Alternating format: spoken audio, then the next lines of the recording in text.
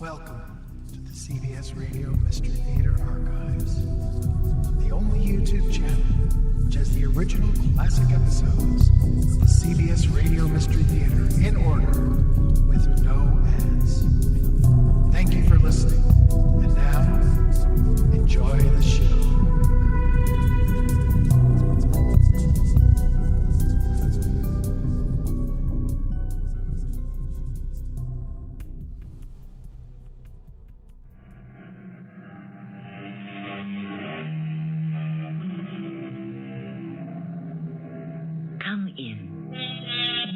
Welcome. I'm Tammy Grimes. I celebrate myself. I sing myself.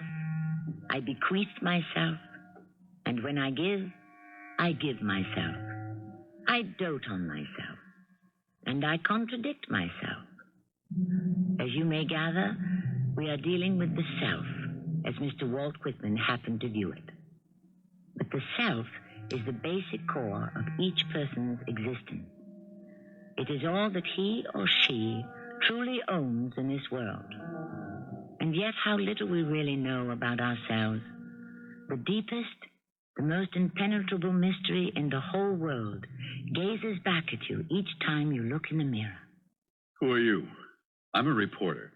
I want you to tell me your story, Mr. Selby. What did you call me? I called you Mr. Selby. That's your name, isn't it? James K. Selby? No.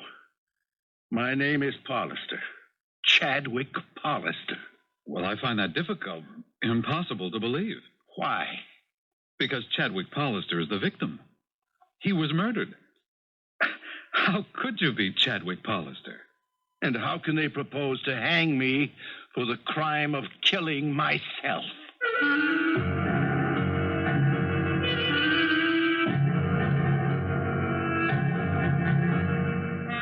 Our mystery drama, 2 Times Dead, was written especially for the Mystery Theater by Sam Dann and stars Lloyd Battista. I'll be back shortly with Act 1.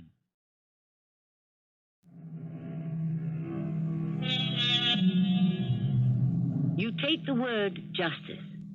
It comes from the Latin word jus, which means what is right or fair. Now take the word juice, as in orange or grape. It also comes from that same word, use, and it means the true essence of something. It happens that quite often these 2 words come together, because in many cases, justice will condemn a person to stew in his or her own juice. Well, simmering in the pot for us now is a true story that happened many years ago. The names have been changed to protect whoever still needs protection.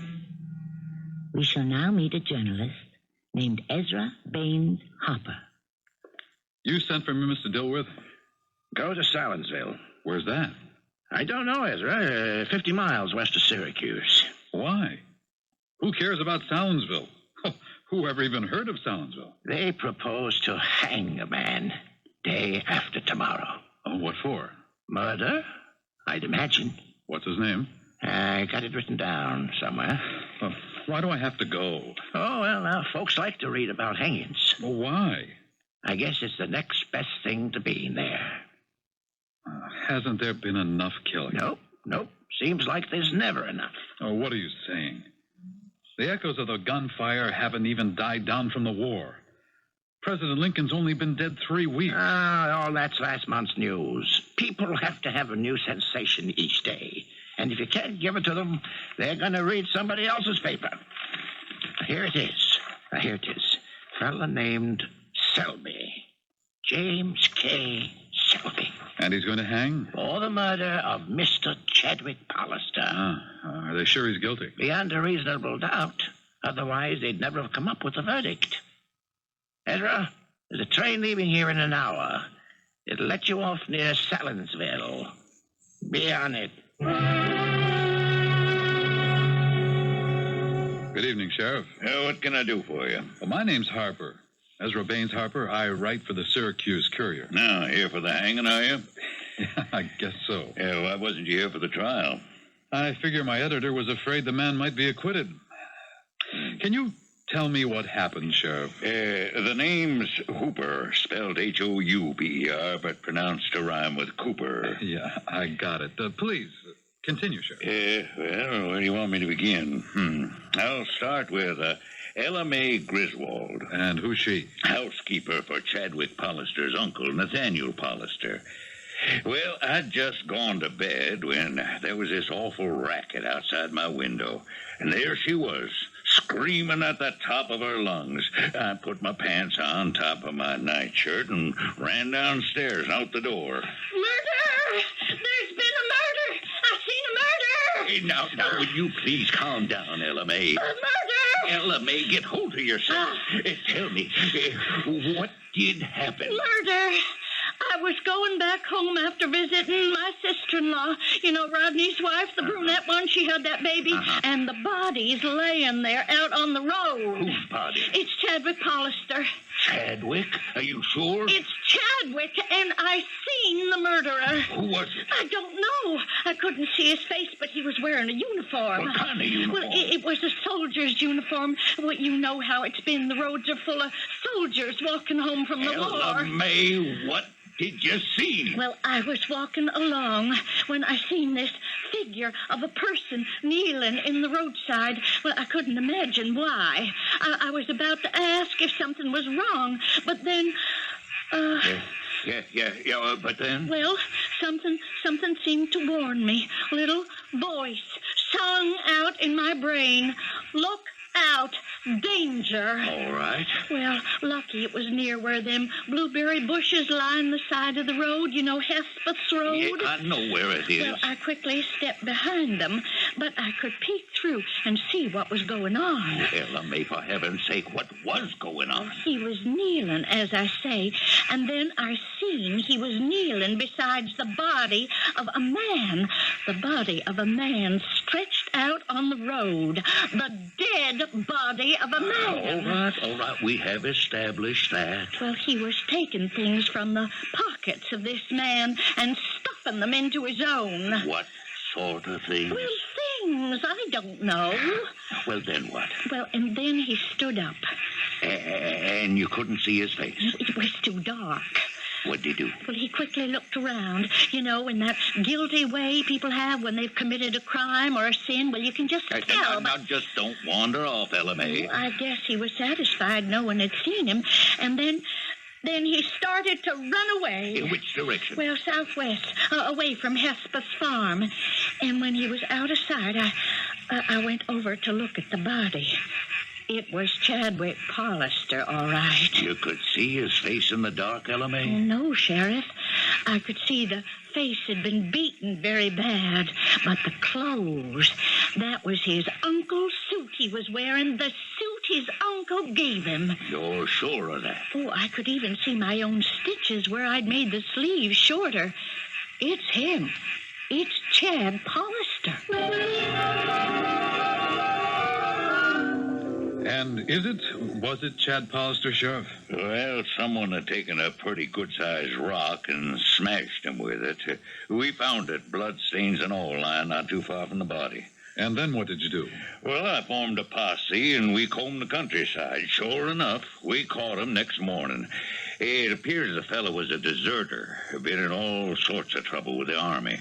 Didn't the Army want you to return him? Not after they heard we was going to try him for murder.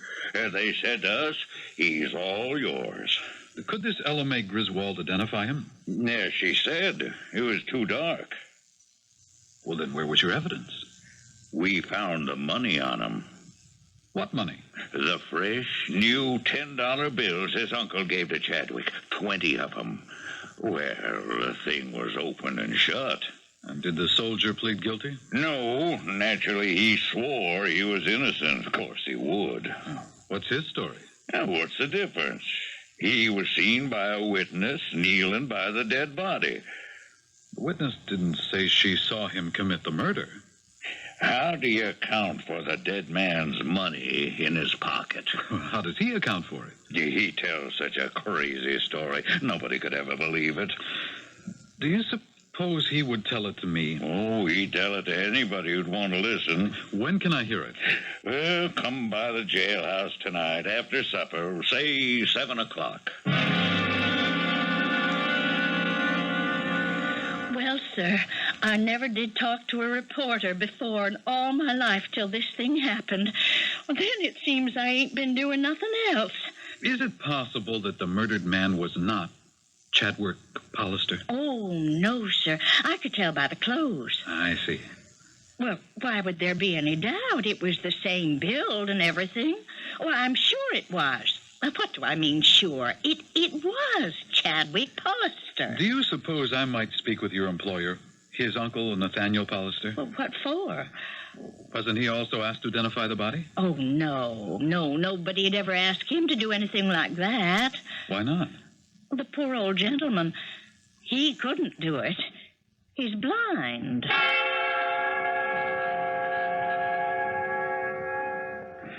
I'm sorry to impose at a time like this, Mr. Hollister. It's quite all right, sir. I enjoy your paper, Courier. Have it read to me every day, especially your articles. Oh, thank you, sir. What can you tell me about the murder? Only what they choose to tell me. There's some money, with $200 worth of new bills. Yes, I had the bank give it to him. May I ask why? Yes, to start a new life. What was wrong with the old one? Just about everything. Now, I must admit, he'd gotten into every conceivable scrape as a boy, and when he arrived at man's estate, these childish pranks escalated into crimes. What sort of crimes? Swindling, embezzlement, various things of that nature. But somehow I could always get him off. But at the end, there was nothing that even I could do. About what? He had a contract to supply beef to the Union Army right here to the garrison at Fort Lafayette. I pulled a few strings and got it for him. But it turns out that he not only short-weighted the commissary, but he also sold them tainted meat. The entire detachment became deathly ill. 2 men died. Oh. Commissioners from the Inspector General's office were due here to investigate, but everything's in a state of confusion due to President Lincoln's unfortunate assassination. And you gave him money to run away? Yes, amounted to that. He was flat broke. Didn't he have any money at all? No, he lost everything. His kind of heedless, reckless gambler is usually flat broke. But this last escapade must have sobered him up. He swore to me that he would go somewhere, start afresh, make something of himself, stop wasting his life. What could I do? You know what they say about blood being thicker than water.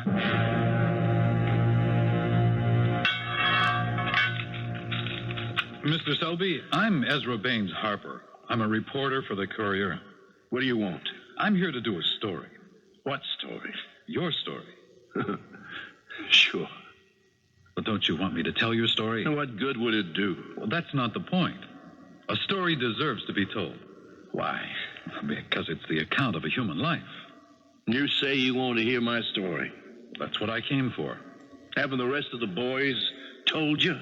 What boy? Your own crowd, the reporters and such? Well, what would they have told me? That I'm crazy. But why? Why would they say you're crazy, Mr. Selby? Because my name is not Selby. My name is Chadwick Hollister. Your name can't be Chadwick Hollister. It's impossible. Why is it impossible? Because Chadwick Hollister was murdered. How could he have been murdered if I'm Chadwick Hollister?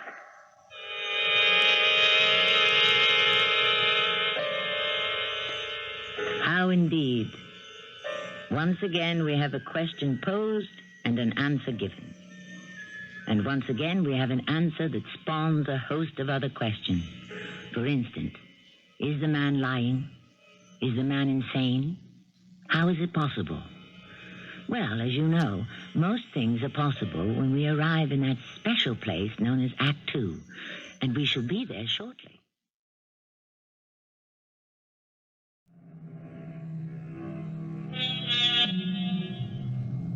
It's axiomatic. You cannot be in two places at the same time. Neither can one person be two people at the same time. Can you be the murderer and also his victim? It doesn't seem likely. But this world is a strange place. And yet what we have heard so far in a prison cell somewhere in New York State in the year 1865 seems to be, perhaps, a little bit impossible. You say you're Chadwick Pallister. You don't believe me. I neither believe nor disbelieve. To me, this is but the beginning of a story. I don't decide until I hear it through to the end. All right, then. Listen to my story. Maybe if you believe me, you can say so to the governor. And then I won't have to hang tomorrow. Well, for the sake of argument, just suppose this is all some mix-up and you are Chadwick Pallister. That'll save my neck. But your uncle tells me you're in trouble with the government over the tainted beef you sold to the army. The investigators... What'll they do? Send me to jail? No, for the rest of your life, maybe. Maybe. That's only maybe. But the hanging the day after tomorrow is sure. And it is certain. And it is definite. Just start at the beginning. How can you be Chadwick Pallister? I was born Chadwick Pallister. Tell me about yourself. All right. Let me say, I didn't lead what a preacher would call an exemplary life. I lied, I cheated, I stole. I may have hurt people. May have? All right, I did hurt people. Then you, Mr. Pallister, if that's who you are, you're a scoundrel. Maybe. But there's no law that says you have to hang because you're a scoundrel. You only hang for murder. And I didn't do that. But you were born into a wealthy family. You didn't have to steal or cheat. Oh, don't you say that. Before my Uncle Nathaniel would let go of $1, the eagle would have to scream for mercy. And you might ask him how he made his money. The pious psalm-singing hypocrite. Why, he skins folks alive. Getting back to you. The family name. He's off the hook. A man everybody thinks is named James Selby hangs for my killing. Why, he can use his influence to kind of deflect the Army investigation.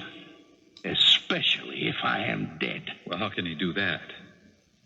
You are a reporter, and you ask how men with money can get to do things. Let me tell you about that beef. I bought it from some friends of my uncle. Can you prove that? I had asked him for some likely sources of supply. He suggested their names. Was there a witness to this conversation? No. It's a pity no one else heard it. Oh, someone else did hear it. Someone else was in the room. Ella Mae Griswold. But you said there was no witness. That's right. Because she wouldn't testify. Why not? For more than 25 years, she's been more than just his housekeeper, if you know what I mean. Well, let's get to the murder. That's the only thing that matters. Well, I knew I was in bad trouble. It wasn't just one of those scrapes. This whole business of speculators who've been robbing the government blind all during the war. People are angry. They want to make an example of somebody. So you went to your uncle and asked him for money so you could go away? And my only thought was to leave the country. Go to Canada or South America or Australia, any place. Well, he gave me the money, and I left the house. I started walking down the road. Then, just below Hesper's farm, I saw a body. A dead body. Lying in the road? Yes. A dead body lying in the road. What was it doing? I don't know. It was the dead body of a soldier, because he was in his uniform. It looked like somebody had crushed his skull. You couldn't make out his face too well. I looked through his pockets. Why? Well, I don't know, just force I have it, I guess. I hoped maybe he'd have some money. You know, his mustering out pay. Look, I never said I was an angel. and I found his papers. It was Private James K. Selby, 9th Pennsylvania Infantry. Now, what you're saying is that the murdered man was James K. Selby. I looked at him and I said to myself, perfect. Why should I leave the country? This is what I dreamed of. A fresh start, a new name. I'd go out west. But you see, Chad Palliser's dead. I am now James K. Selby. So what I did was I changed clothes with him. It was fabulous luck all the way. Here we were, the same height, the same build. I'm sure we must have even looked alike. This was the hand of Providence. Providence? To cause a murder so you could escape? The type of Providence that looks after fools like me. And I want to tell you it's a false and deceptive Providence because it leads you into even deeper trouble. I ran away from there. We know that. I had money, my own and his. I spent the night in a tavern on the post road. Next morning, I was about to leave. I'd finished breakfast. A sergeant and 2 armed soldiers came into the place, and they walked over to me. What's your name, soldier? My name? Oh, it's James K. Selby. It is, huh? Yes, it is. I can prove it. I'll show you my papers. Here, just look for yourself. Yeah, you're Private James K. Selby, all right? 9th Pennsylvania. That's too bad. Why is that too bad? You're under arrest. What for? You know what for. Desertion. Desertion? Wait a minute. No, look, really, I'm not James K. Selby. Look, soldier, tell it to the court-martial, tell it to the chaplain, but don't tell it to me. I only know what I read on your papers. Hey, no, you can't arrest me. Now, you're going to come quietly and nicely, soldier? Or do you want to fight about it? We'll accommodate you either way. Now, hold on there, Sergeant. Who are you? I'm Sheriff Hooper. I see you intend to arrest this man. Yeah, he's a deserter from the 9th Pennsylvania. Well, he could also be a murderer. We're looking for a soldier who killed a man not too far from here last night. Are you sure about that? We don't have a positive identification, but if he's got a certain sum of money on him, that'd nail him.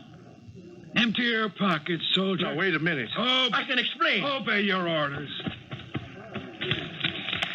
Well, there you are. $200 in fresh, crisp, new $10 bills. We've got 'em for murder, Sergeant. You sure? That money's all we need.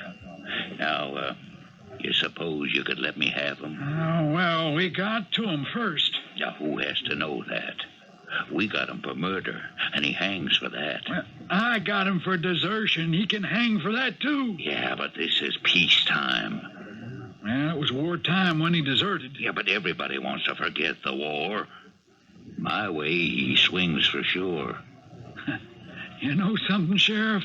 I like the way you think. Why don't you take him? Boys, we never seen him. That's what I'm going to tell the lieutenant. Now, let's get us some breakfast. All right, come along, soldier. Sheriff Hooper, you know me. I never seen you before in my life. You know me. I'm Chad Pallister. That ain't possible. Chad Pallister was murdered last night. I seen his body. But you didn't see his face. That's right. You took care of that, James K. Selby. I am not James Selby. I am Chad Pallister. I am Chad. You've known me all my life.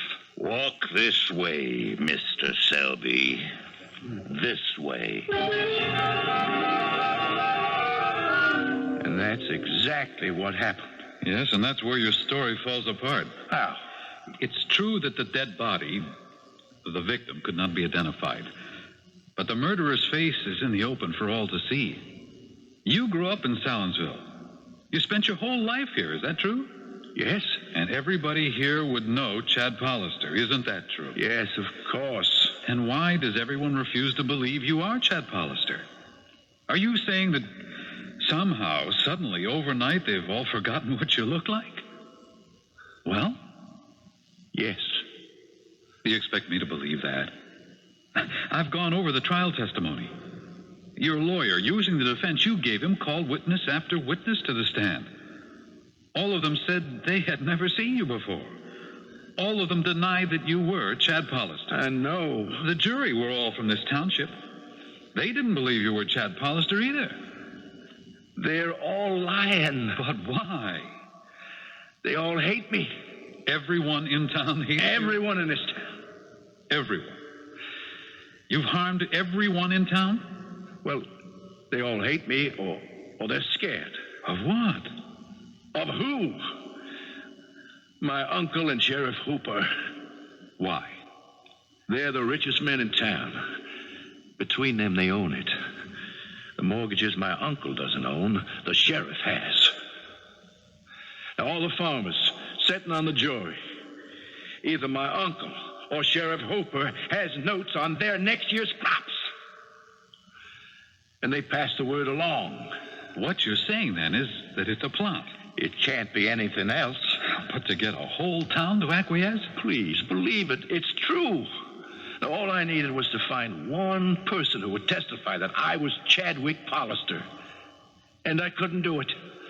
I couldn't find even one. Don't let them hang me. Please. Please do something. What can I do? You're a reporter. Think of something. But don't let them hang me. What'll it be? Ale. You must be one of them reporters. How'd you know?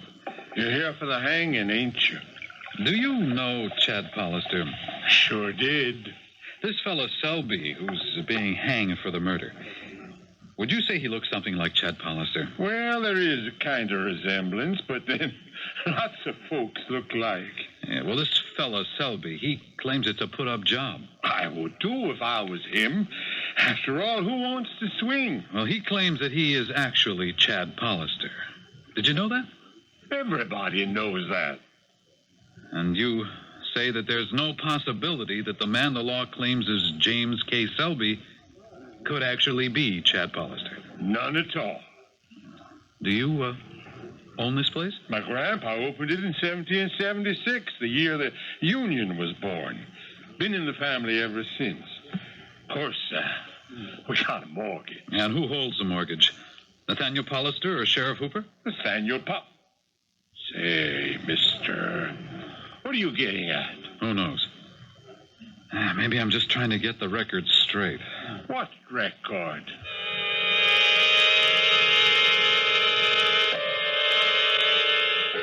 Yes? What record?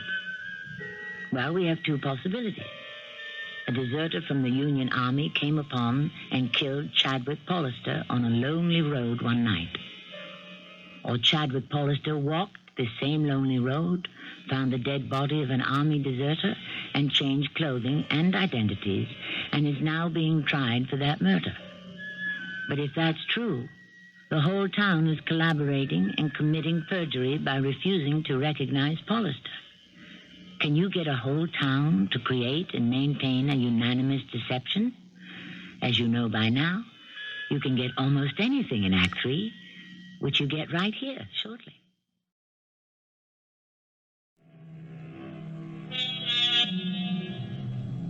Either he's Selby or he's Pollister.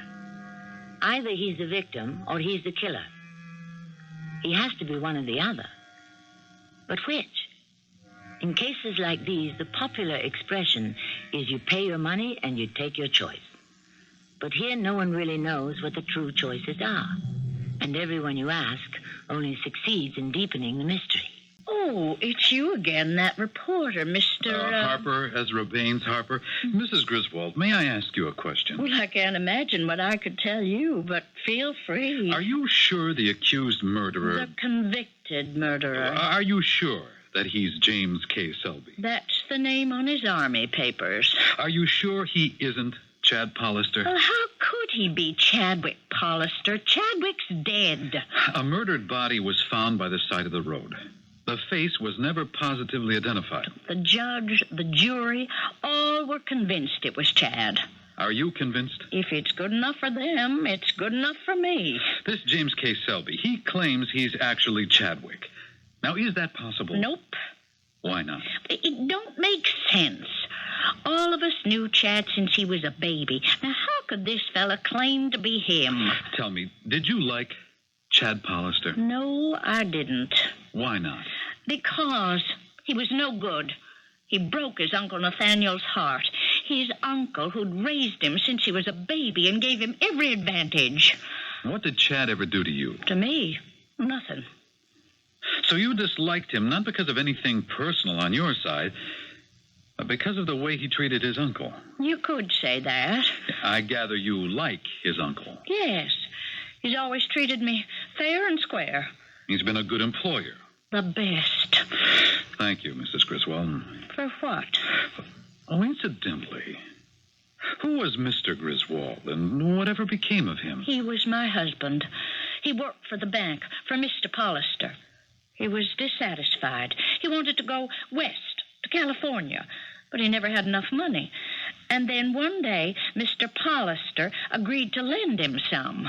I see. Oh, I know what you think you may see, but it was a legitimate business transaction. He gave Mr. Pollister an IOU. Did he ever pay it back? No, poor man. He was killed. An accident in the gold mine. And you came here to be Mr.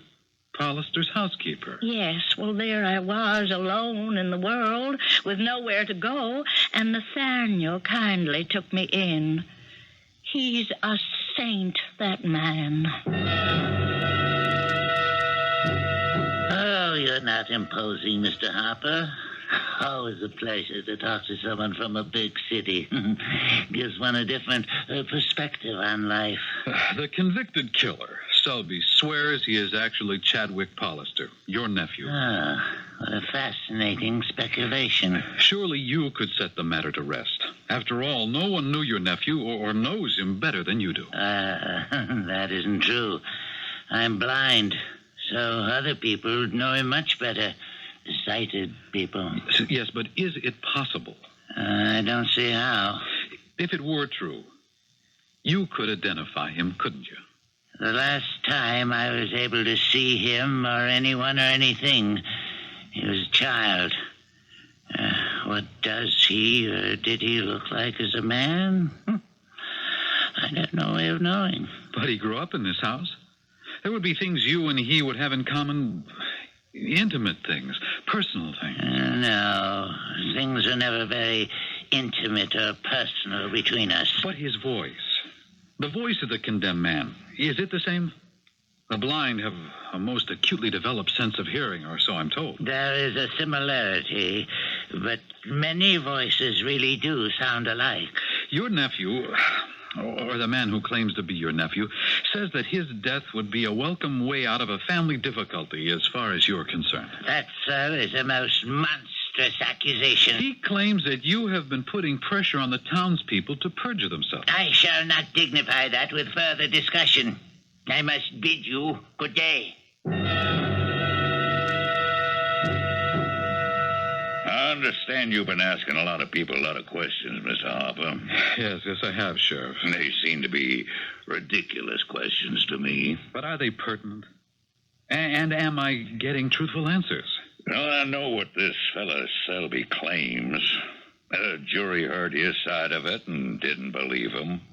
Why do you believe him? I'm not saying I believe him. And I'm not saying that I disbelieve him. What are you saying? I'm saying that I can't make up my mind. If he were Chadwick, Sheriff, you personally would be happy to see him hanged. Hanging's nothing to be happy over, Mr. Harper. Yes, but it would be revenge for his breaking off the engagement to your sister. Why should that make me unhappy? I was strongly opposed to it from the start. But you said he broke her heart, which means she was in love with him. Tell me, did she testify at the trial? Did she? No. Why not? It would seem to me that she could certainly identify him as Chadwick Pollister or denounce him as an imposter. Why wasn't she called to testify? You want to know why? Come with me. Come in. Sit down, Mr. Harper. Lydia? Lydia, it's me, Tom. Oh, Tom. Oh, Tom, you're home early, and I haven't even started supper. It's all right. I just wanted you to meet someone, Lydia. This is Mr. Ezra Harper. How do you do? Mr. Harper's a reporter from the big city newspaper, the Courier. Oh, is he? Has he heard from Chad? And no, dear, he hasn't heard from Chad. Chad was here one night. Does he know who Chad is? Yes, Lydia. Chad walked out of here one night. He said he would see me in the morning. The next morning, Saturday morning, we would go on a picnic, but he never came back, and he promised he would. It's all right, Lydia. Just talk slow. And everybody tries to tell me that he's dead, but I know he isn't. I know he's in California. How do you know? Well, because I've just been out there to see him. You've been out to California? Oh, yes. Yes, I've been out there lots of times. But it's quite a long and hazardous trip. Oh, no, not when you're used to it. Oh, and there's so many interesting ways to go. Now, Lydia, my dear. You see, most folks go by wagon train, and that's fun. Have you ever tried it? No. Lydia, dear, we've got to be going now. Won't Mr. Harper be staying for supper? We have plenty. Could you possibly identify Chadwick Pallister? If I were to show you a man, could you say definitely, yes, that is or that is not Chadwick Pallister, the person to whom I was once engaged? What is he saying, Tom? Nothing, dear. Nothing. Was I ever engaged? I don't remember. And to someone named Chadwick Pallister? Well, who is Chadwick Pallister? I never heard of anyone by that name. Well, it's been very nice meeting you. Well, come again and stay for supper. Oh, but not tomorrow night. I think I have an engagement to leave for Europe. See you later, Lydia.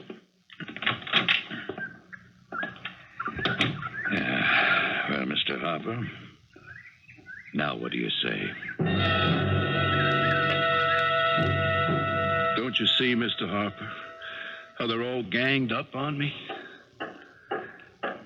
What's that sound? They're hammering up the scaffold for tomorrow. For me. Don't let them hang me. Oh, there must be a way to get to the bottom of things. Wait. You can't get people to prove you're Chadwick Pallister. What have I been telling you? Did you try to work from the other side? Could you get people to prove that you aren't James K. Selby? You had his papers. Surely they'd tell you where he's from. You could get his friends, family, someone. My lawyer tried that. He telegraphed to the address on Selby's papers. And there is no such place. Selby enlisted under false pretenses. You see, that proves he was always a criminal. He must have been murdered that night for criminal reasons by people he may have double-crossed. Well, you can't be sure of that. Well, it couldn't have been robbers. We don't have much of that kind of robbery hereabouts. And besides, whoever killed him took nothing from him. No, it was revenge. Mr. Harper, please save me. Don't let him hang me.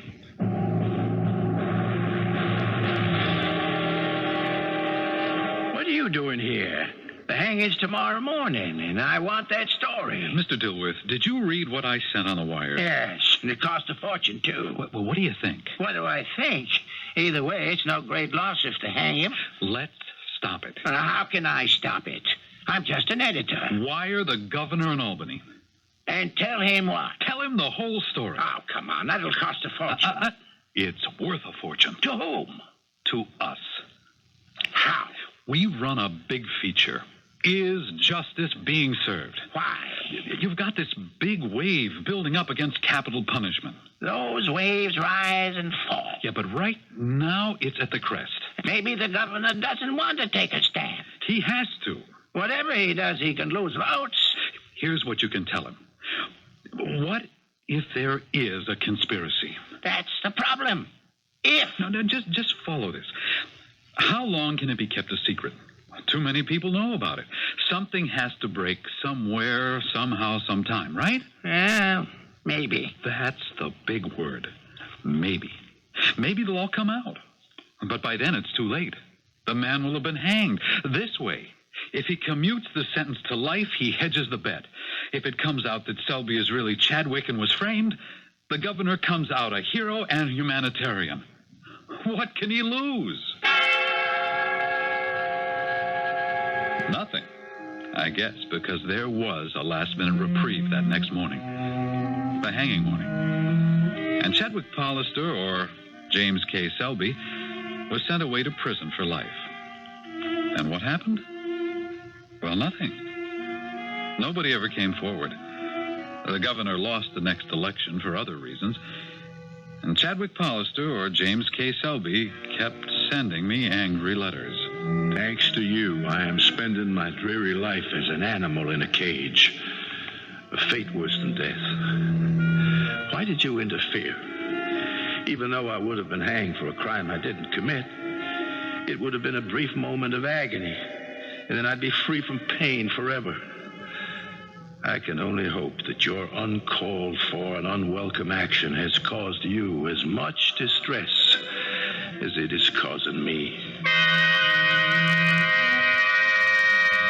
I would get a letter like that once a month until 1890 when he died. Mr. Chadwick Pollister or Private James K. Selby.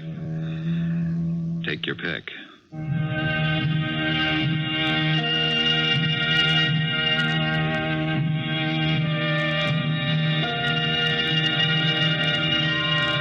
I don't know which to choose. You can make out just as good a case for one side as the other. Mr. Ezra Baines Hopper died in 1898 in Cuba, where he had gone as a correspondent to cover the war with Spain. If he knew more than he told in his news reports about the Pollister-Selby case, he never confided in any way to anyone. I will have something I can confide in just a short while.